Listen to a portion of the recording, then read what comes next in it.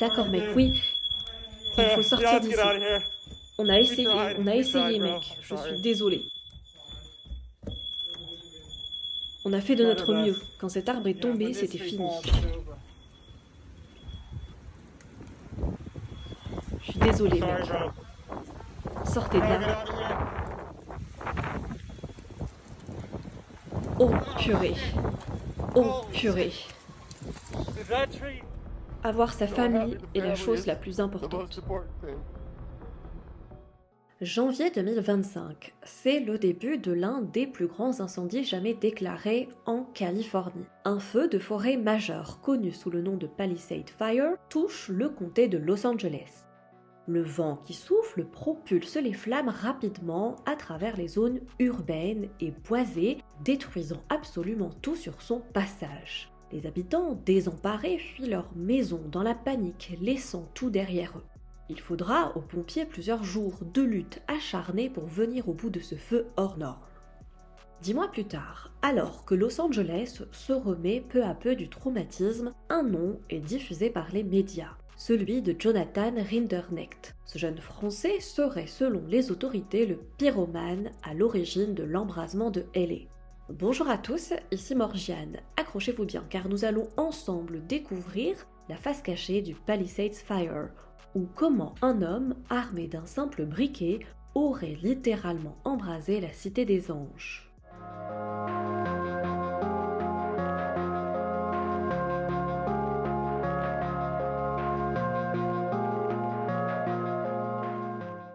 La cité des anges.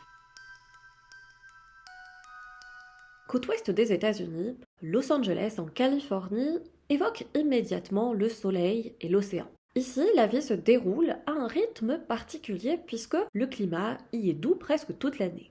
Les journées commencent souvent face à l'horizon du Pacifique, entre les palmiers, le soleil et le ciel bleu. Ici, ce ne sont pas les activités qui manquent. On peut surfer au lever du soleil à Venice Beach, randonner l'après-midi dans les collines de Griffith Park et terminer la journée, pourquoi pas, dans un restaurant branché de West Hollywood. Los Angeles, c'est aussi une population particulièrement aisée qui bénéficie d'une qualité de vie exceptionnelle. Les idées circulent vite, la ville attire des talents venus du monde entier dans des domaines aussi variés que le cinéma, la musique, la technologie, la mode, le sport ou encore l'entrepreneuriat. Et il n'est pas rare de croiser les plus grandes stars de la musique ou du grand écran. Tom Cruise, Katy Perry, Justin Bieber ou encore des Frenchies comme Omar Sy ou Marion Cotillard qui y vivent depuis plusieurs années. Mais au-delà du glamour et des clichés, Los Angeles est surtout une ville d'opportunités où beaucoup s'installent prêts à tout pour y trouver leur place et se faire un nom. C'est dans ce contexte assez idyllique d'un lieu où il fait bon vivre que tout bascule le 7 janvier 2025. Apocalyptique. Début janvier 2025, les températures de ce début d'année sont plus élevées que les moyennes de saison. Alors que Los Angeles s'attend habituellement à un hiver calme, la ville va être frappée par l'un des incendies les plus dévastateurs de son histoire. Au cœur du drame, le quartier de Pacific Palisades, un lieu emblématique à l'ouest de Los Angeles, jonché de luxueuses villas et situé entre l'océan Pacifique et les collines californiennes. Tout commence dans la nuit du 1er janvier 2025 par un foyer apparemment anodin. Un feu de broussailles signalé comme étant maîtrisé après avoir parcouru quelques 3 hectares. Mais ce feu n'est maîtrisé qu'en apparence, car lorsque le vent violent de Santa Ana, un vent réputé pour être sec et chaud, se met à souffler, les braises résiduelles s'embrasent et le feu se ravive. La situation devient critique le 7 janvier 2025, quand les flammes explosent. En quelques heures, le feu progresse à une vitesse fulgurante. Le ciel se voile d'une épaisse fumée noire. La ville plonge progressivement dans une atmosphère apocalyptique. Les habitants du quartier chic de Pacific Palisades reçoivent l'ordre d'évacuer en urgence. Les sirènes résonnent sans interruption. L'alerte est si soudaine et inattendue que certains ont que quelques minutes à peine pour quitter leur maison. D'accord, mec, oui, il faut You sortir have to get d'ici. out of here. On a We tried, essayé, bro. mec. Je Sorry. suis désolé. On a fait de notre mieux. Quand cet arbre est tombé, c'était fini. Je suis désolée, Sorry, mec. bro. Sortez de Get là. out of here. Oh, purée. Oh, purée. Is that tree? Avoir sa So famille happy the est la family chose is la plus the importante. most important thing. Des familles entières abandonnent tout derrière elles. Mais comme tout le monde fuit, forcément, les routes se saturent, il y a des bouchons monstres, tandis que le feu, lui, s'approche dangereusement. Les pompiers, de leur côté, luttent jour et nuit. Leur but est de circonscrire le feu pour éviter qu'il ne se propage et n'atteigne d'autres quartiers de Los Angeles. Mais le feu continue sa progression jusqu'à Malibu. Des milliers d'hommes et de femmes sont mobilisés, appuyés par des hélicoptères et des avions bombardiers d'eau. Mais face au vent extrême allant jusqu'à 160 km/h, le combat est inégal, le feu avance encore et encore. En quelques jours, les dégâts sont là, des milliers de bâtiments sont détruits. Il y a des morts et on a aussi des quartiers entiers qui sont réduits en cendres. Le bilan humain est lourd. 31 morts au total, dont 12 à Pacific Palisades. Et les dégâts matériels se chiffrent à 53 milliards de dollars. On a des dizaines de milliers de personnes qui se retrouvent sans toit. Le feu aurait détruit environ 16 000 bâtiments et plus de 4 000 hectares de terre, soit une surface de 40 km². C'est une catastrophe autant sur le plan émotionnel, écologique et économique. Imaginez un peu, lorsque le feu est enfin maîtrisé, le paysage est méconnaissable. Là où se dressaient des maisons, il ne reste que des fondations calcinées. Pour de nombreux sinistrés commence alors une autre épreuve, celle de la reconstruction, des démarches administratives et du traumatisme aussi laissé par les flammes. Après le drame vient aussi le temps des questions. Et une question en particulier s'impose. Comment un tel désastre a-t-il pu se produire ? Les enquêteurs se penchent sur l'origine exacte de l'incendie. Selon les autorités, le Palisades Fire pourrait être lié à un feu initial mal éteint, possiblement déclenché par une action humaine. Un suspect, Jonathan Rinderknecht, sera plus tard identifié. Le suspect principal. Jonathan Rinderknecht est un homme de 29 ans franco-américain, d'un père français et d'une mère américaine originaire de Floride. Il est né et a grandi en France. Fan de l'équipe de l'OM, au moment des faits, il vit en Floride, mais travaille durant la période du Nouvel An en Californie comme chauffeur Uber. Selon les autorités, il n'aurait pas de casier judiciaire, mais certaines preuves collectées ont quand même conduit les enquêteurs fédéraux à faire de lui leur principal suspect dans l'origine du Palisades Fire. Effectivement, les enquêteurs estiment que le feu, qui a fini par devenir le Palisades Fire, n'est pas né spontanément. Il se serait d'abord présenté sous la forme d'un petit incendie dans les collines surplombant Pacific Palisades. Jonathan aurait allumé ce petit feu le soir du réveillon du Nouvel An, un peu après minuit, après qu'il ait terminé sa tournée comme chauffeur Uber. Ce feu, bien que considéré par les pompiers comme étant maîtrisé sur le moment, aurait continué finalement à couver sous terre en raison d'une végétation particulièrement sèche. Quelques jours plus tard, poussé par des vents violents de Santa Ana, le feu aurait ressurgi et explosé comme un gigantesque brasier, le brasier que l'on a vu et qui a dévasté toute la zone. L'identification de Jonathan Rinderknecht comme principal suspect est le résultat de plusieurs éléments d'enquête. D'abord, c'est lui qui a appelé le 911 le 1er janvier pour signaler le début d'incendie. 2 personnes qui étaient à bord de sa voiture le soir de la Saint-Sylvestre déclarent aux enquêteurs qu'il les aurait déposés tout près de la zone de départ de feu. Les enquêteurs étudient les données GPS de son téléphone et le situeraient tout proche, à 10 mètres à peine du point d'origine de l'incendie au moment où celui-ci a commencé. Il serait même revenu sur les lieux de l'incendie pour filmer la scène.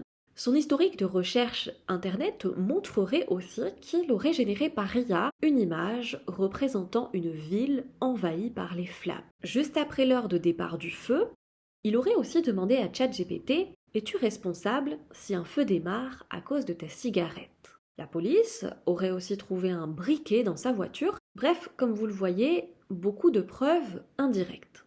Les autorités pensent aussi que le suspect se serait inspiré d'une chanson française qu'il aurait écoutée en boucle avant de mettre le feu. Cette chanson s'intitule Feu Bi de Jossman, un rappeur et producteur français. D'ailleurs, il faut savoir qu'il y a eu une petite polémique à ce sujet, au point que l'artiste a dû prendre la parole pour expliquer, je cite, que c'est complètement absurde de faire un lien entre sa musique et les incendies de Los Angeles. Alors pour le coup, je suis d'accord avec lui. J'ai lu les paroles de la chanson, alors oui, ça parle de mettre le feu, on aime ou on n'aime pas ce genre de musique, peu importe, j'ai envie de dire chacun ses goûts, mais lui, le rappeur, il produit de la musique, du divertissement, et je pense qu'on ne peut pas blâmer un chanteur si une personne instable de l'autre côté de l'Atlantique se sent inspirée par sa musique pour commettre un crime. Pour moi, le chanteur n'a rien à voir dans cette histoire.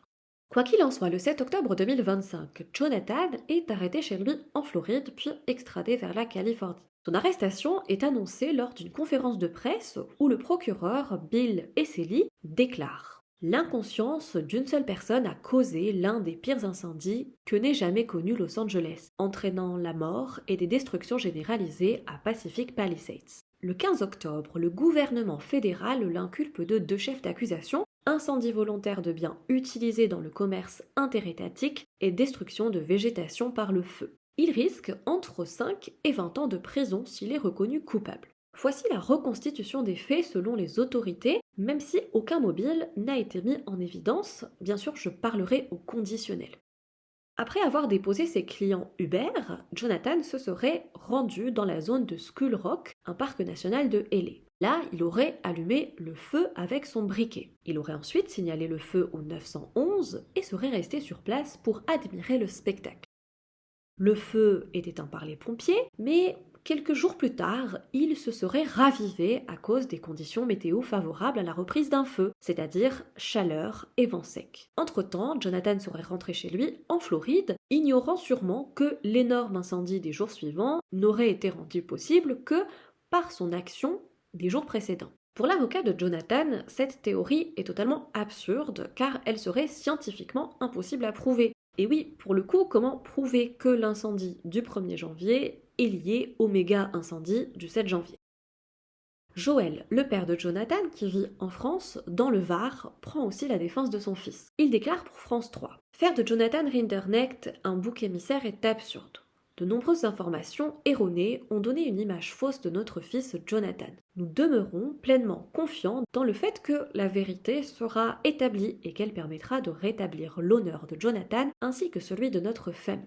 Bref, en tout cas, Jonathan est toujours en détention provisoire sans caution en attendant son procès fédéral prévu pour le 21 avril 2026, donc affaire à suivre. Je rappelle tout de même qu'il n'a pas encore été condamné, donc il reste à ce jour présumé innocent. Allumer le feu.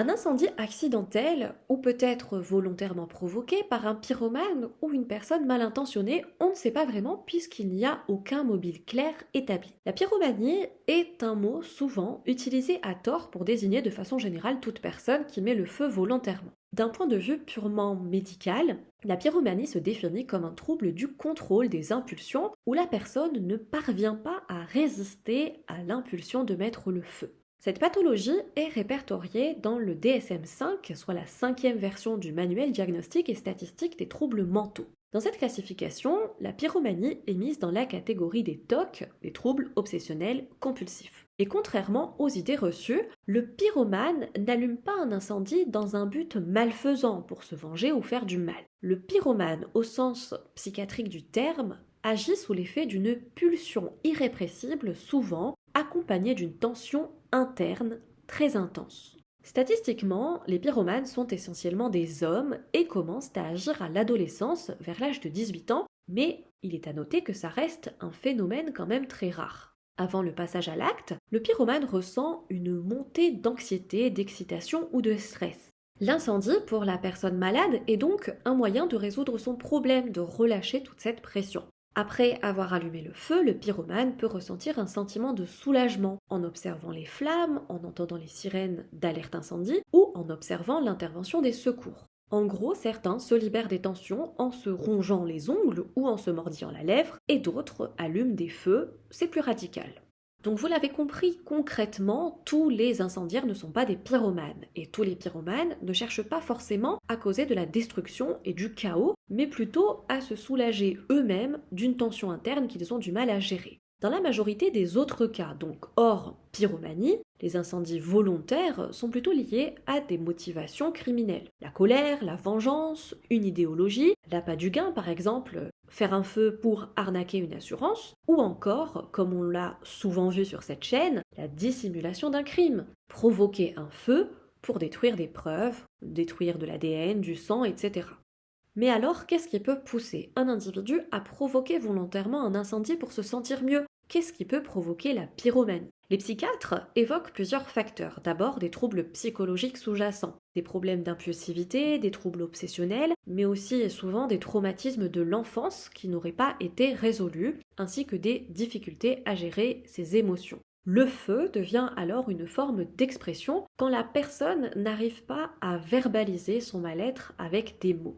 Certains ont aussi une fascination profonde pour le feu, les flammes, leur puissance, leur imprévisibilité, leur capacité de destruction. La fascination du feu peut apparaître très tôt, parfois même dès l'enfance. L'isolement social est aussi considéré comme étant un facteur déclencheur, parce que certaines personnes vivent dans une grande solitude. Et pour eux, provoquer un incendie, c'est une façon pour eux d'exister aux yeux des autres, de créer un événement qui va attirer l'attention d'une société dans laquelle ils se sentent habituellement totalement invisibles. Un peu comme si mettre le feu permettait à la personne de dire « Ouh, regardez par là, je suis là ». Donc, vous l'avez vu, la pyromanie c'est complexe et c'est difficile, je trouve, de la mettre dans une case, dans une catégorie. Est-ce que c'est plutôt de la délinquance, de la criminalité qu'il faut punir, ou est-ce que c'est une maladie mentale qu'il faut avant tout suivre et soigner? Et en réalité, je ne suis pas psychiatre, je ne sais même pas si ça peut se soigner. Maladie ou crime, quoi qu'il en soit, les conséquences, elles, sont bien réelles. Un incendie, même déclenché par une impulsion, peut détruire des vies. Voilà, c'en est fini pour l'histoire du jour. J'espère que vous avez apprécié l'écouter. Je vous invite à me laisser un pouce en l'air et à vous abonner si ce n'est pas déjà fait, et pourquoi pas à booster la vidéo si ça vous tente. Dites-moi en commentaire ce que vous pensez de l'inculpation de Jonathan Rinderknecht. Pensez-vous que la Californie puisse vraiment prouver de façon formelle qu'il est responsable du Palisades Fire? Moi, je me dis que peut-être qu'ils ont suffisamment de preuves pour dire qu'il aurait bien provoqué le tout premier incendie, et ça, encore, ça reste à vérifier, mais de là à l'accuser de l'énorme incendie qui a suivi, ça me paraît quand même difficile à prouver concrètement. Comment peut-on démontrer qu'il est aussi responsable d'un incendie déclenché plusieurs jours plus tard alors qu'il n'était même plus dans cette zone géographique? Ils ont peut-être des preuves, en tout cas, on en saura plus sûrement au moment du procès, parce que les autorités n'ont peut-être pas divulgué toutes les informations en leur possession, on ne sait pas vraiment. Jonathan n'a pas encore été jugé et reste pour l'heure présumé innocent. Une pensée quand même à toutes ces personnes qui ont vécu le traumatisme de perdre leur foyer, de perdre leur maison, leurs souvenirs, les choses auxquelles elles étaient attachées. On peut penser aussi au choc que ces personnes ont eu au moment de revenir chez elles, de ne rien reconnaître, de voir que tout a été réduit à l'état de poussière. Une pensée pour les personnes qui se sont retrouvées aussi prisonnières des flammes et les familles qui doivent continuer à vivre avec l'horreur de la réalité. Souhaitons-leur bon courage dans tout ce mécanisme de reconstruction qui va sûrement prendre énormément de temps. Nous, on se retrouve samedi prochain 17h pour une nouvelle vidéo. Quoi qu'il arrive, restez toujours sur vos gardes. À bientôt!